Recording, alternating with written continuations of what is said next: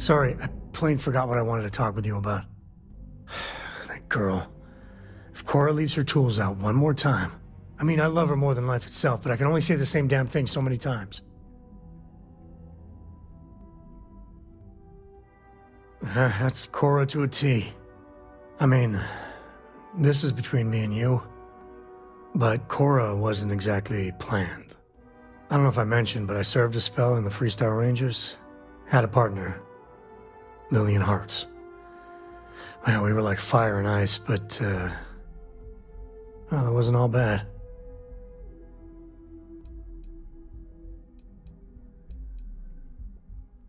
If anything, I think she should be jealous of you.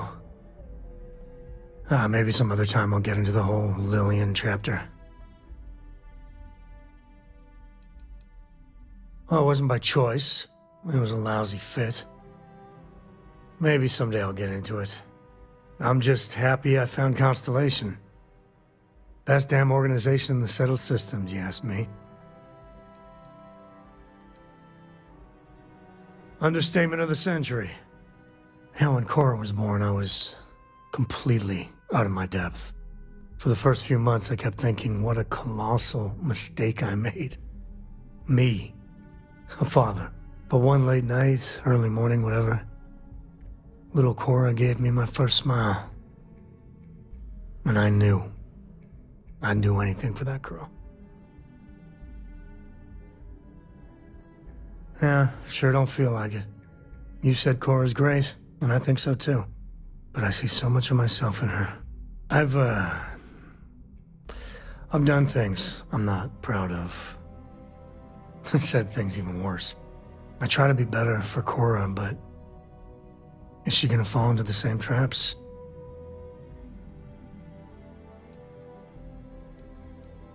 Well, it's bad enough. Let me put it that way.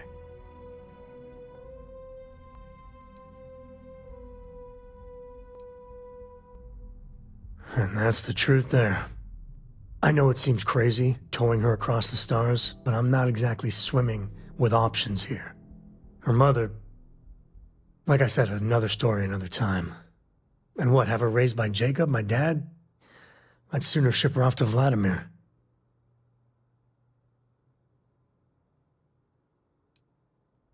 I'll think about it. But for now, she's happy. You know, she just goes on and on about you.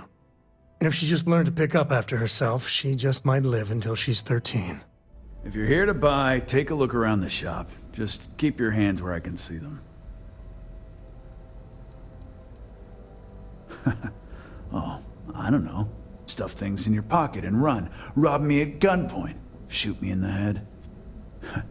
I've survived on Neon far too long to take any chances. Good. Then just buy what you want and get out of here. If you don't like it, talk to Styx.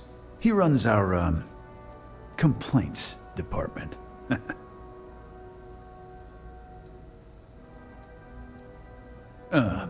See that giant Model A right over there? Yeah, that Styx. And if I were you, I wouldn't get on his bad side. He has a very short temper.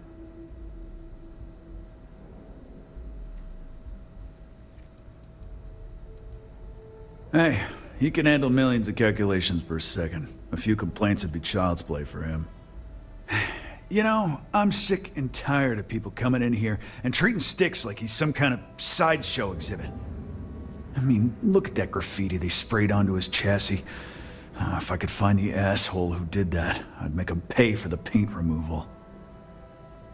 I'm telling you, I would kill to be able to afford it. I knew a guy a few years ago who ran up a hell of a tab with me. I'm talking thousands of credits, but at least he'd make regular payments. One day the payment stopped, so I tracked him down. Found out he got mixed up with an Aurora dealer and fell from the upper platform. Since I had a legit claim, the city awarded me his property, which amounted to the contents of a storage container. Guess what I found inside? Took me a few months to scrounge up the parts, but I'd say I did a pretty decent job getting Styx up and running.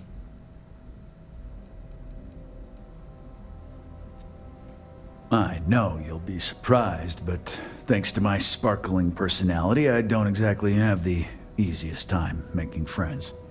That means I spend a lot of time talking to sticks, and Model A robots, they're not really programmed for casual conversation.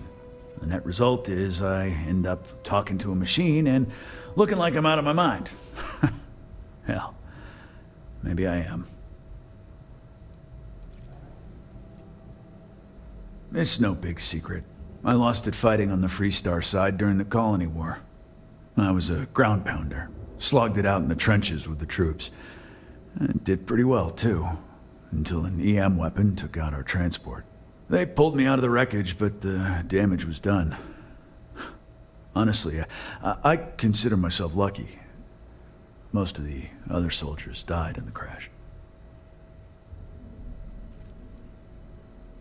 I don't need any handouts. I'll pass. You'd do that? Huh. Okay. Maybe I misjudged you.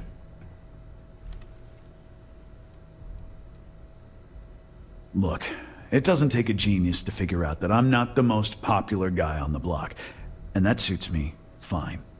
But this person took it too far, made it personal. I'm not about to let some delinquent hassle the only friend that I have. Huh.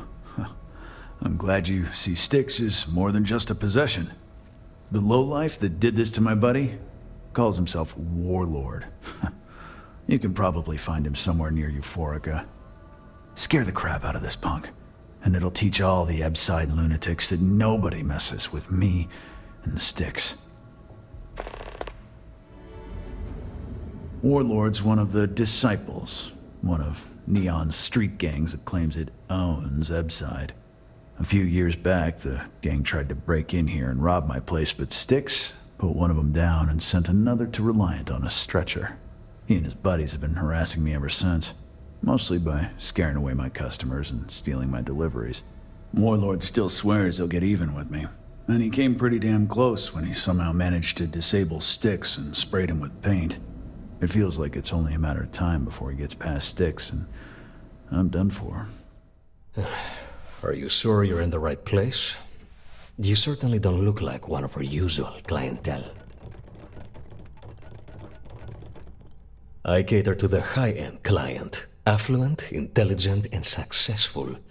In Neon, that would be what we call the upper 10%.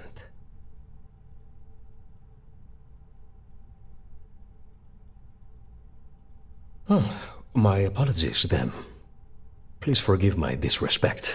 We have quite a few, shall we say, thugs that find their way into my establishment and create a disturbance. In fact, there's a particular Seoka member who calls himself Headlock, who repeatedly torments me by damaging my goods. The Seoka Syndicate, of course. I'm surprised you haven't run into any of them. They're a group of organized criminals who use threats and violence to push their own agenda. And honest people like me tend to suffer the consequences. They're based out of Neon, but no one is certain who runs the syndicate. Could be anyone.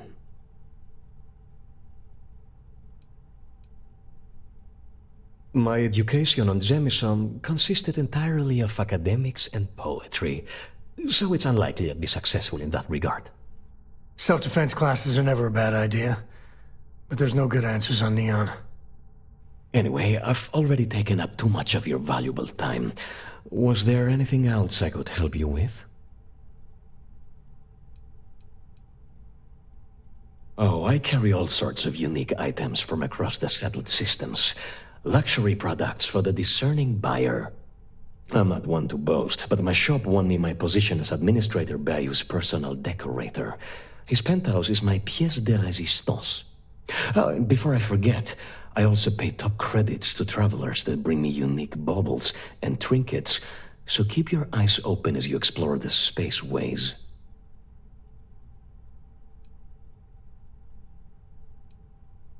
Oh? Well, maybe I'll give it some thought. Maybe.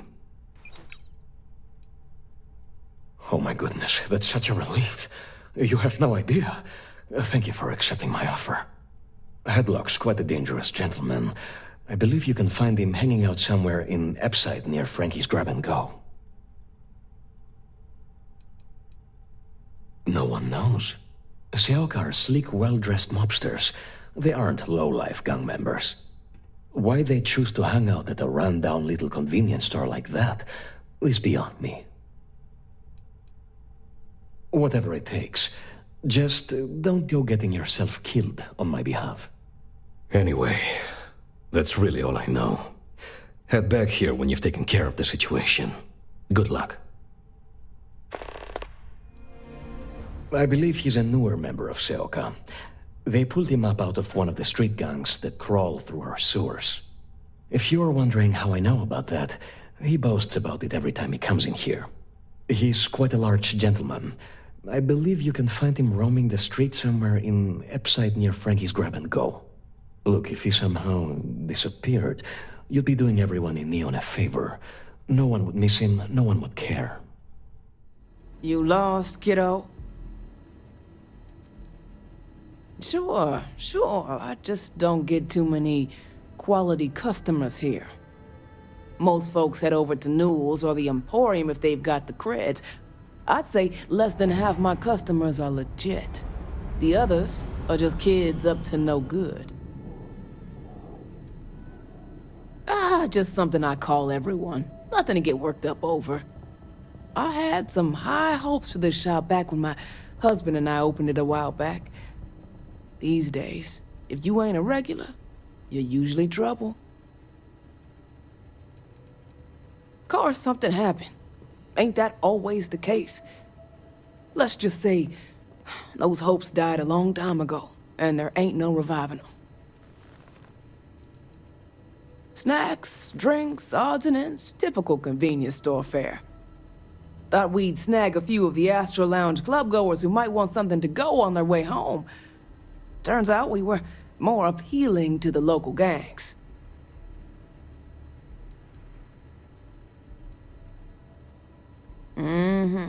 Sounds like we understand each other then.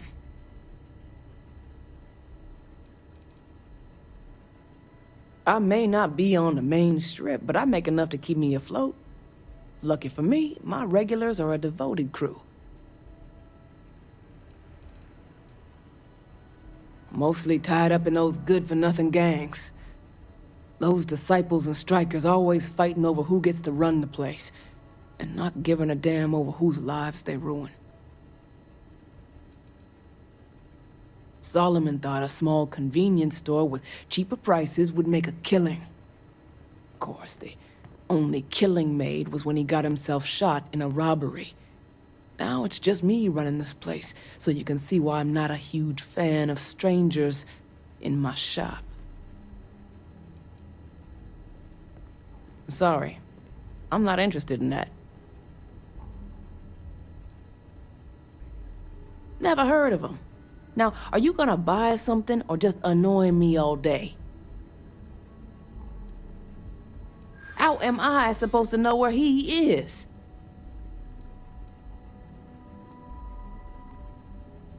This isn't getting us anywhere.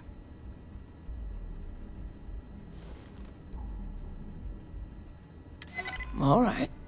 I'm willing to hear you out. You just won't give up, will you? Yeah, I know Headlock can't stand them. And I heard some of the other Seoka can't either. That boy doesn't know how to keep himself out of trouble. What'd he do this time? He's a customer. You're not here to interrogate me, so let's get back on track. Well, if any place should be terrorized, it may as well be the Emporium. In any case, if you're so desperate to find him, he and his friends are probably hanging out in Warehouse 4, somewhere near there. I gotta ask, what are you gonna do with him? I have no affection for him whatsoever. He's a good-for-nothing thug, and a boastful one at that. I wouldn't mind seeing him get smacked around and put in his place. But that doesn't mean I think he should be killed.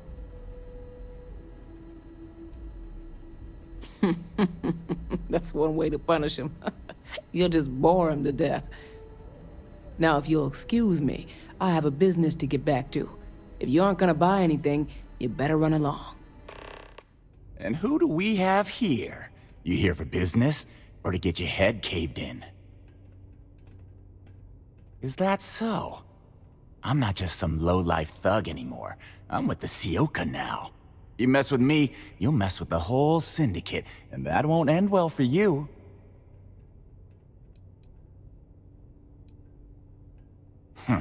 The Ebbside Strikers.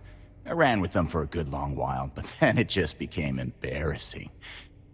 I couldn't even feed myself when I was with them. I clawed myself out of the gutter, and Sioka took notice. My talents were being squandered with the Strikers. I was too good for them.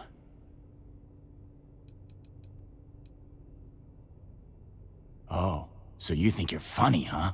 Keep talking like that, and I'll make sure you're eating trawl through a tube. So go on, hotshot. Give me a reason why I should leave Tevin and his shitty little store alone.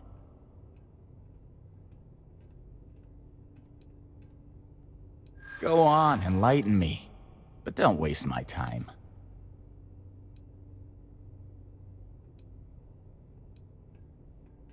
I don't think things would be that extreme, but I guess I get your point. I can't believe I'm saying that. It kills me to say this, but I see your point. Fine. We won't go around to the Emporium any longer. Whatever. Next time, I might not be so nice. Speak with me only if you have what it takes to do tracker work. If you've come to talk about bounty hunting, I can answer questions. If you want to pick up a bounty job, go to the local mission board. Be warned though, if you think this work is for making a quick credit, you may not be cut out for it. It takes skill, precision, and a willingness to risk your life. We are bounty hunters. We are hired when someone evades the law or some other form of justice. It is up to us to find them and bring them in, alive or dead.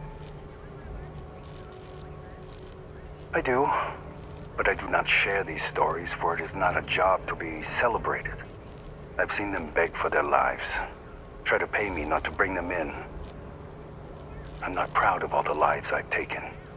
This life is kill or be killed. Each bounty represents a desperate person unwilling to face justice willingly. They do not play by the rules. Remember that. Yeah, you're new here, aren't you? Name's Boone Morgan, your new best friend on Neon. If you're here for a drink or listen to the music, I've got you covered.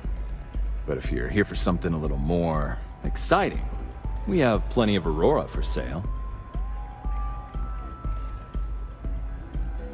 Not at the Astral Lounge, my friend.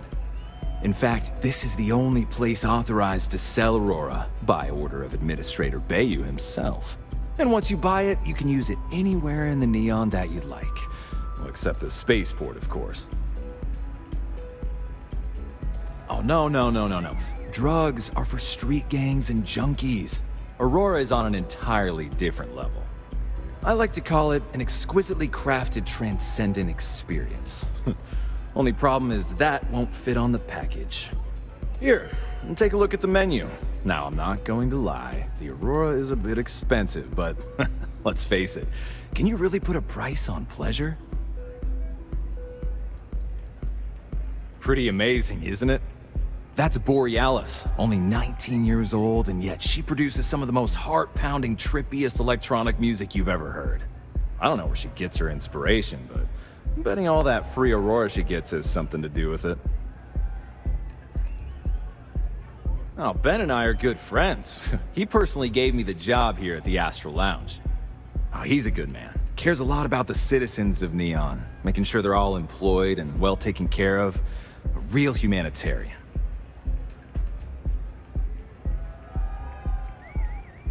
That depends on if you're hungry or thirsty. All right, well, I've got a couple of specialties of the house you might be interested in. First, there's our best seller, Sangria Astral, which is a curiously refreshing, fruit-infused red wine served in a commemorative bottle.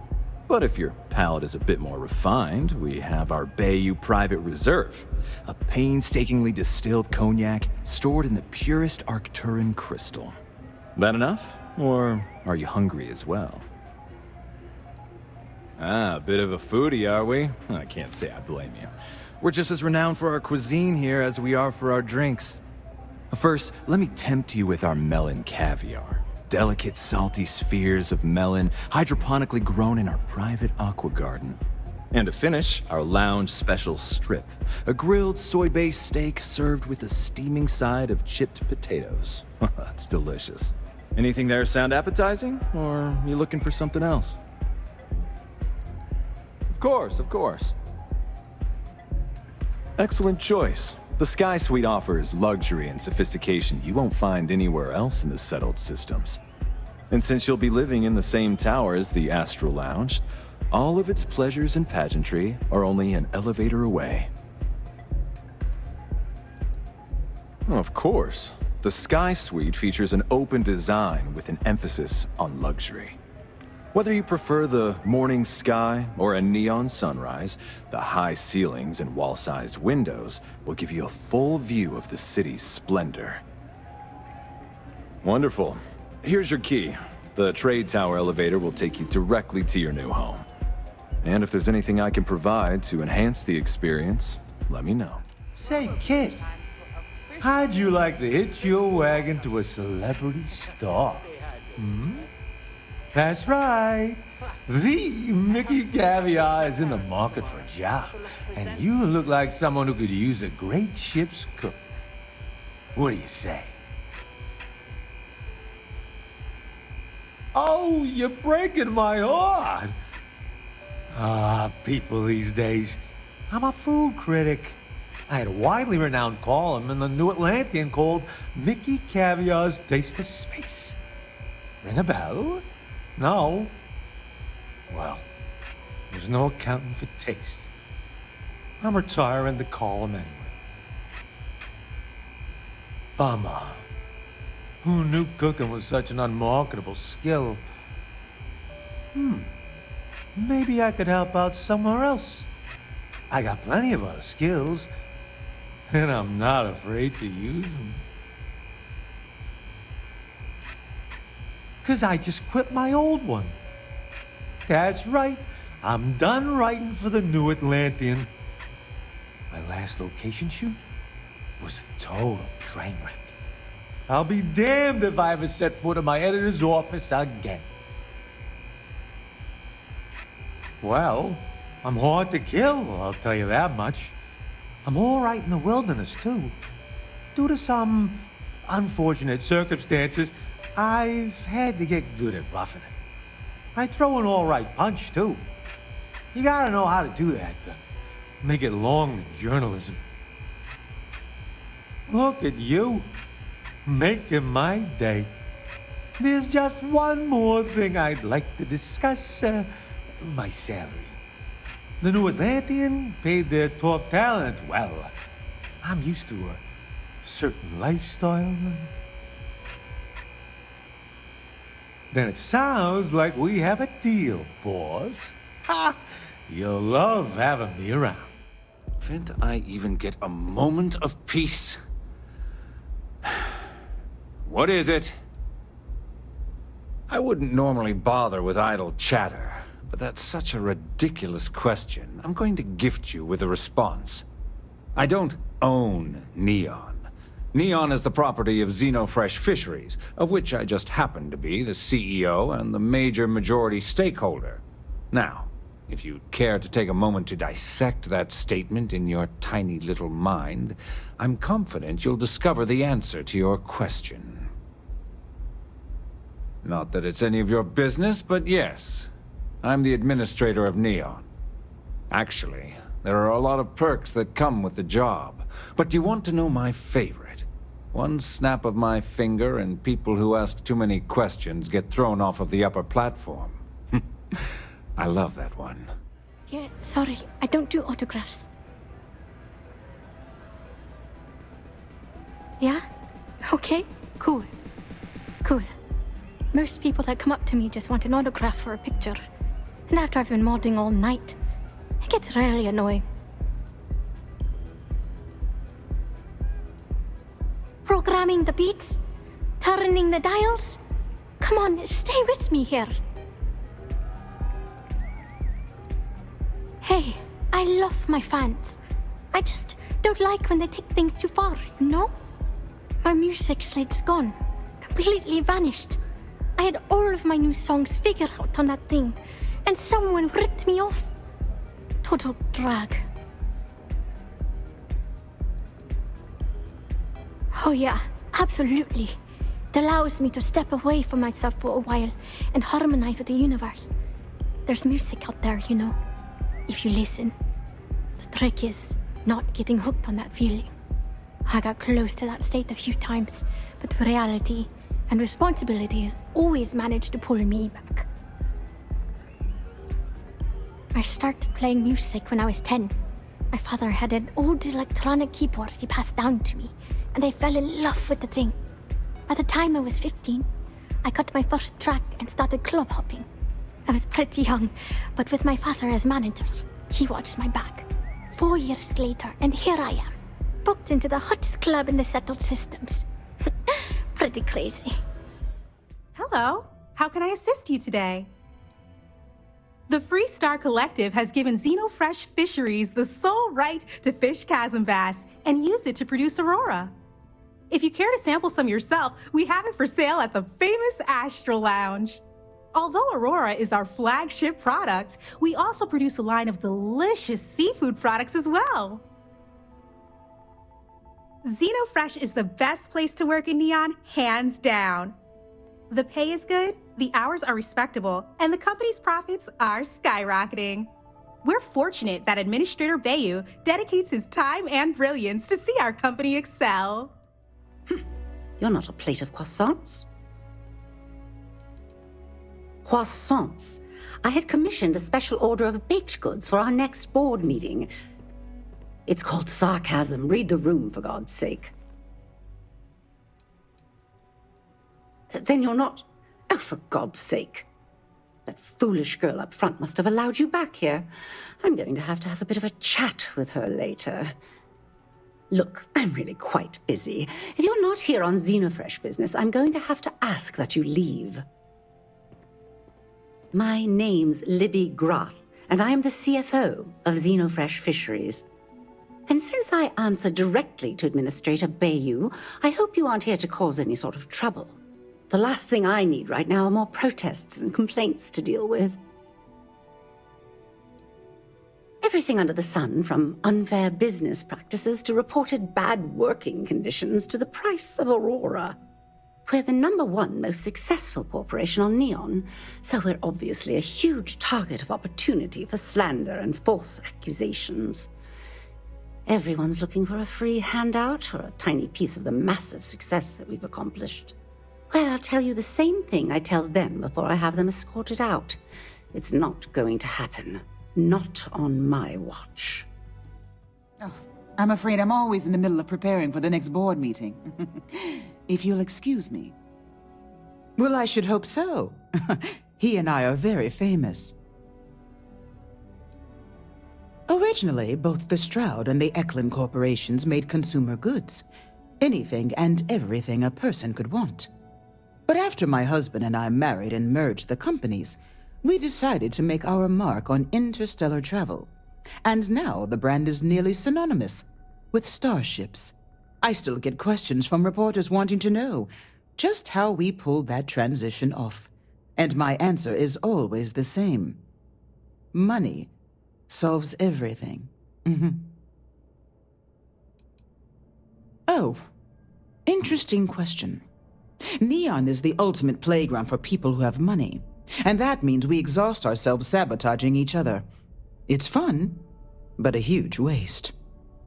Stroud Eklund, as a company, doesn't believe in restraint, but sometimes I wonder if Neon's lack of a moral authority isn't hurting everyone.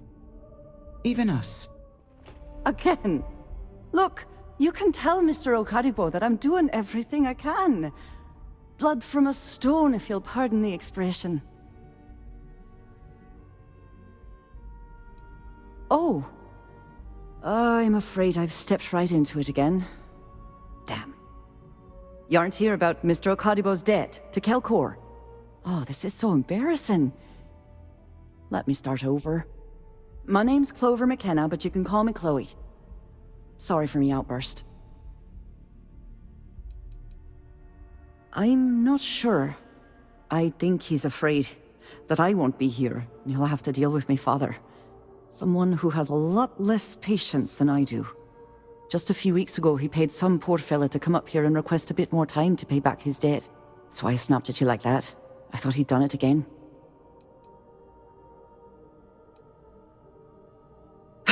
Yeah, maybe you should have, for my sake. This mess with Mr. Okadibo over at the Neon Mining League has really thrown me off my game. It's a shop over in Akuchi Market. You know, the plaza next to Ryujin Tower? They sell all sorts of mining supplies and raw materials. It's a fine little shop, well-stocked and immaculate. Mr. Okadibo is the owner. He's a lovely, lovely man, but his aspirations are one grav jump longer than his business instincts. Normally, yes, but in this case, Mr. Okadibo has put me in a real bind. Mr. Okadibo owes a substantial debt to Kelkor. I've given him more than enough time to try and come up with the money, but my father's patience is running out. Frankly, I don't know how much longer I can stall. For now, but let's not mistake my position for what it really is. A test set out by my father. He's set to retire in a few years, and I'm his only next of kin. But I'm guessing he's not sure if I'm ready to take over the company. So he shuttles me out here for two reasons. One, to flash a friendly face for our clients he flies out here as a perk. And two, gets his firebrand of a daughter as far away from him as possible. He's a real piece of work. Because my father has a ridiculous sense of humor, and I can't stand the name Clover. I mean, seriously, Clover? Our family's Irish, for God's sake. I don't think he could have possibly been more on the nose with that name. Ha ha, very funny, Dad. Niall? Oh, he's the CEO of Kelkor. The whole blessed thing. If you asked him, he'd claim he started the company with next to nothing and built it into a megacorp in under 30 years. Truth is, he tends to forget the multi-million credit trust he tapped into as a crutch. But that's my father for you. We're a tech company that primarily specializes in mining operations. We handle everything from individual standalone units to fully engineered outpost systems. Basically, if it's made of rock, our gear chews it. Might not be as glamorous as some of the other corps in this building, but it pays the bills. You'd be willing to help out. That's awfully kind of you.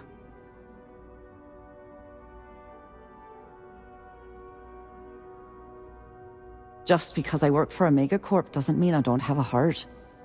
Saburo, Mr. Okadibo, he's one of the nicest people you'll ever meet, especially in this city.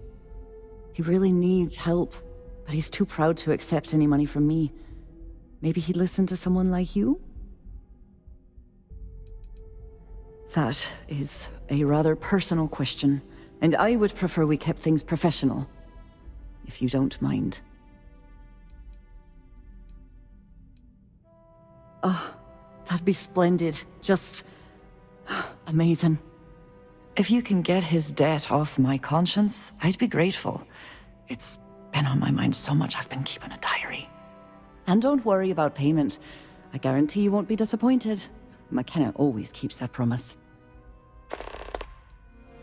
When he opened the shop, he outfitted it with equipment from our company. Spent a bundle of cash he didn't have. Obviously, business hasn't been going well, because he's fallen way behind on his payments. Opening a mining business on a world almost entirely covered in ocean probably wasn't the most savvy of business plans. I suppose he intended to cater to travelers that were passing through our system. But it's clearly backfired. That poor man. Yeah, what? Is this important? I'm really busy right now. Let me save you some time. If you're here for a job, we're not hiring. If you're here about the conduction grid tour, we shut it down a year ago. See that big yellow thing that's draped over almost the entire city? That's the grid, or what the locals call the span. Besides looking like some sort of madman's modern art piece, it's actually the main source of the city's power.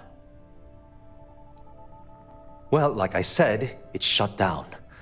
Had to cut the entire tour staff too. Look, I'm sorry if I'm blowing up at you, but I've got a ton of problems and no time to deal with them all. I'm afraid that things aren't going terribly well around here.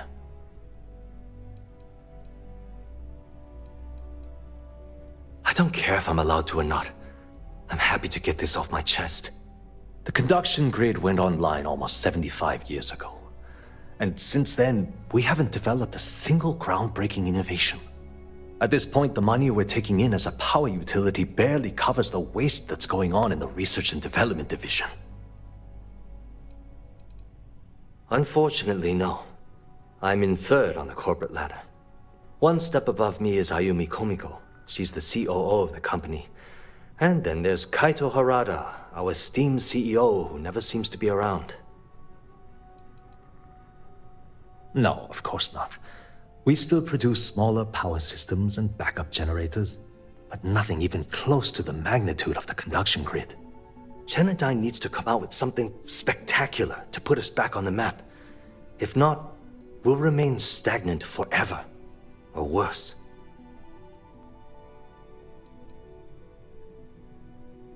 Of course it is, but we're teetering on the edge of a precipice. One wrong move and the whole operation topples into the ocean. The problem is that Brayson Bayou, Administrator Bayou's brother, is currently heading up the R&D division.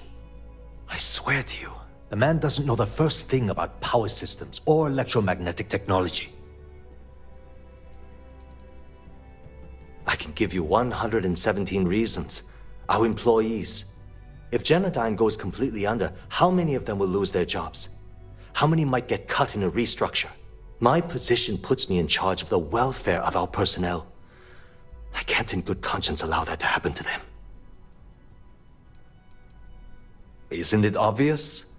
Administrator Bayou clearly leaned on Ms. Komiko to get his brother hired. It's nepotism in action.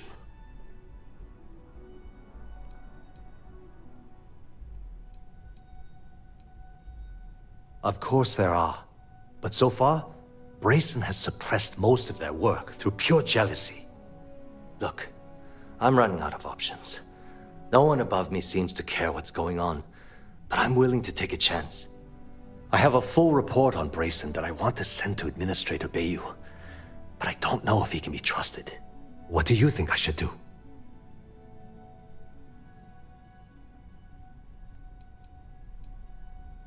It describes my aggravation with how badly Brayson Bayou is running the Research and Development Division. I'm also including a list of all the failed experiments he's greenlit, and how much they've cost Genodyne as proof of his incompetence. I'm praying someone as financially successful as Administrator Bayou might be able to put aside his ego and look at this from a business perspective. You know what? You're absolutely right. I can't allow Brayson to run this company into the ground. Hey, look, thanks for helping me out with this. It's been on my mind for a long time. If there's anything else you need, any questions at all, feel free to ask. That's an excellent question, and the answer for it is surprisingly simple. The conduction grid is only effective in lightning-rich environments. That's why Volai was chosen as its primary development site. Genodyne has always hoped to adapt the grid's absorption technology for other applications, but nothing public has ever been announced. The span above the city is outfitted with a specially developed electromagnetic absorption system. When a lightning discharge hits the span, the energy is instantly distributed across the grid to prevent overload. The energy is then transferred through a series of polyphasic capacitors and rectifiers to ensure all of the negative and positive strikes are equalized. At this point, the energy is clean, and it gets stored in massive storage cells in Neon's underbelly, from which it's parceled out and used for power. Genodyne was founded in 2232 by the original designer of the conduction grid, Felicia Corbin. Working from her facility in Neon, it took her almost 25 years to get the conduction grid up and running. That was Genodyne's first and last major success. Hey, you look like someone who craves serious firepower, yeah? Well, don't sweat it, I've got you covered. I'm the guy that's about to stick enough firepower in your hands to punch holes in all your problems. And you'll still get home in time to cook dinner. It's all part of my patented 4-step process. You see? I sell you a weapon. You buy the weapon, you shoot the weapon, and you kill your target. Couldn't be simpler. And that's guaranteed.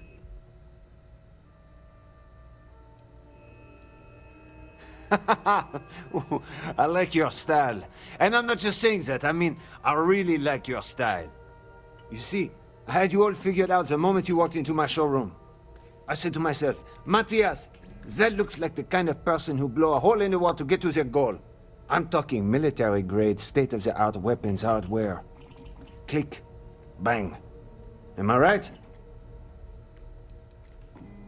Only when a steely-eyed weapons wonderkind like yourself graces my place.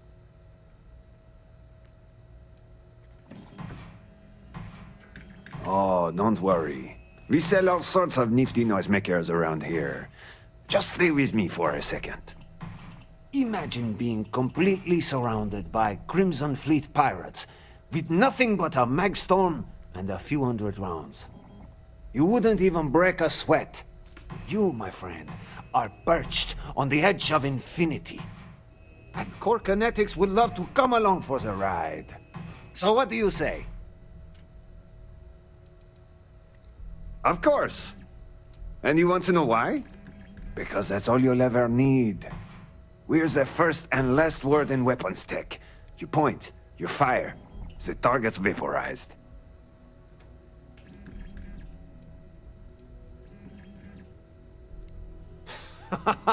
You and me both, my friend. You and me both. Let's get you tooled up and on your way. You think this is amped up? You should see me after I take a hit of Aurora. Maybe chase it with a couple cans of blend. Huh. Once I start flying, I could sell a mag launcher to your grandmother. Skills, baby. It's all about the skills. Imagine the #1 gun manufacturer in the settled systems. They sit right at the top of the list, the best of the best. You got that in your mind? Okay, now, Core Kinetics. We are chilling one step above all of that. Nothing else even comes close to eclipsing our deadly mag tech. You think I'm bullshitting you? Buy one of our guns, slap in a magazine, squeeze the trigger and feel the pull. There's no sensation like it in the galaxy. Feel the pull. I like that. I think I might use that as a slogan in our next ad campaign. Damn, I'm good. It's what the brain guys call the magnetically assisted projectile systems. That's the heart and soul of all our weapons. Those wizards managed to figure out how to push a solid slug out the end of a gun faster and more accurately than a conventional bullet. Some folks call them railguns, but I personally hate that name. This ain't no steam train. This is MagTech. And it'll put holes in concrete. Here to purchase some mining goods? Oh, she did. Miss McKenna is very kind, but I cannot accept. It is my responsibility to pay the loan. If I cannot, then what happens, happens. Really? Let me take a look. Oh, I did not know she felt this way. She is always so professional. I thought she did not like me. That is why I have sent proxies to negotiate my debt. And I like her. Oh, that came out wrong. What I meant to say was, I respect her business acumen. Look at me. My palms are sweating. Regardless, you have done me a service, and for that, I thank you. You can tell Miss McKenna, I mean Chloe, that I accept her offer. I do have feelings for her, and maybe now I will have the courage to tell her. I know they say never to mix business with pleasure, but there are always exceptions. Epside is ours. The Strikers are a bunch of babies, afraid of a little blood. You like art? I'll just have a You should beer see for the now. tag job on the robot at Neon Tacticals. My best work. Thanks, Micah. Are you in a gang? You sound like a middle-aged bank teller. Yeah, I'm in a gang. The Disciples. Maybe you've heard of them. I'll take a chimera. Fork is home for people like us. And by people like us, I mean killers, thugs, and thieves. Now, I haven't killed anyone in a while, but that just means I'm due. Only when I have a knife in my hand. The rest of the time, I just paint. That Cyclops should be thanking me.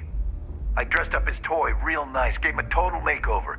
He's lucky that's all I did after what that thing did to my crew. We tried to rob his store and reload our crew. That's when his little toy unloaded on us. Lost some good disciples in that group. If anything, that freak should be paying me. I thought it was pretty clever. If I trashed it, it'd stink for a bit, but he'd get over it. So I took a can of spray paint and put my tag on it.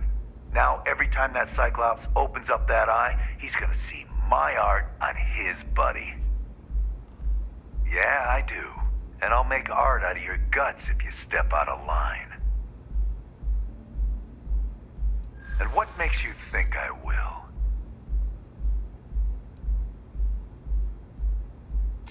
True. Don't want to fight a war on two fronts. My crew is exactly why I won't stop.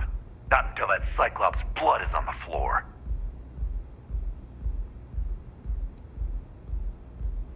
Huh. You aren't bluffing, are you?